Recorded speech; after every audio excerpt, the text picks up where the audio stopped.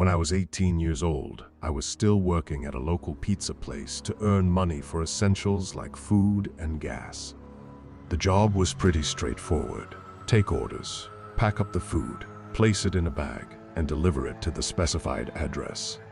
I had done this routine countless times, and nothing out of the ordinary had ever occurred. It was a repetitive job, and the tips typically ranged from $4 to $5, depending on the distance. Occasionally, more generous folks would give me $8 or even more. On this particular occasion, I had an order for a chicken parm hero and a regular slice. Smaller orders like this often resulted in smaller tips, but I didn't have the luxury of choosing my deliveries. I set off to the given address, and it turned out to be on a dead-end block. This block had a more rural feel compared to the rest of the neighborhood. One house had an RV parked on the grass next to a small patch of woods. The other houses resembled farmhouses, and there was ample space between them.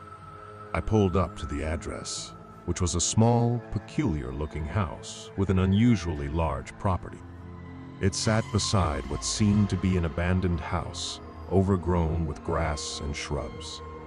It was around 5 p.m., and darkness was setting in, prompting people to turn on their indoor lights. However, all the lights in this house were off, and I noticed that the front door was slightly ajar. As I approached the front door, I heard the faint sound of a piano being played.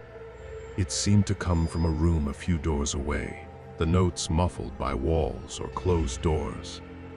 I knocked and rang the doorbell, but after waiting for several minutes, only the doorbell remained silent. The piano continued to play. I felt uneasy about walking into the house, so I decided to explore the backyard. The backyard was a mess, with items scattered all over the grass. I even noticed a broken, rusty chain-link fence lying haphazardly in the yard.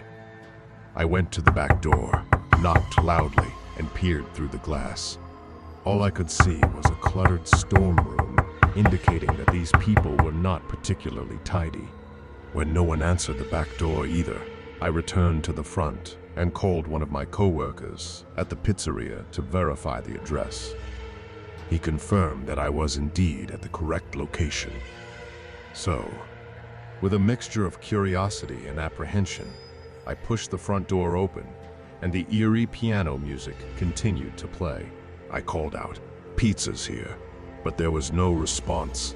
As I ventured further into the house, I felt increasingly uncomfortable. The smell inside was musty and unpleasant. About halfway into the house, which I guess you could call the foyer, I decided I couldn't go any farther. I yelled toward the front door, "Sir?" The music stopped abruptly, and then a voice from another room answered, "Yes, sorry. I have trouble walking. Could you bring it in here, please?"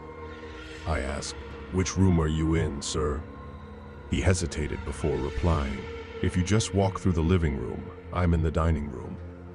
There were no such directions provided on my phone for this delivery, making the situation even stranger. I pondered my next move. I felt torn between leaving and potentially abandoning an elderly or infirm customer and proceeding cautiously. I chose the latter. Walking through the living room, I noticed an opening leading to what I presumed was the dining room. My natural caution and paranoia urged me to peek around the corner just enough to see inside the room with one eye. I saw the piano, but no one sitting at it. In fact, I couldn't see anyone in the entire room. Silently and swiftly, I retraced my steps to the front door, shut it behind me, and got back in my car. I drove straight back to the pizzeria and explained the situation to my boss. He was understanding, especially since the supposed customer didn't call back to inquire about the missing delivery. My boss and coworkers couldn't make sense of it either. It made no logical sense for someone to attempt a robbery in their own house.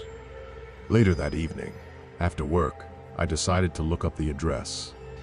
To my shock, I discovered that the house had been foreclosed on months ago and had remained vacant.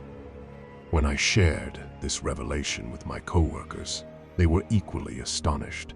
I had been just steps away from a potential robbery, or perhaps the target of a sinister prank by someone looking to prey on an unsuspecting pizza delivery guy. Thank you for joining us for this journey. Don't forget to like, subscribe, and share this video. Goodbye.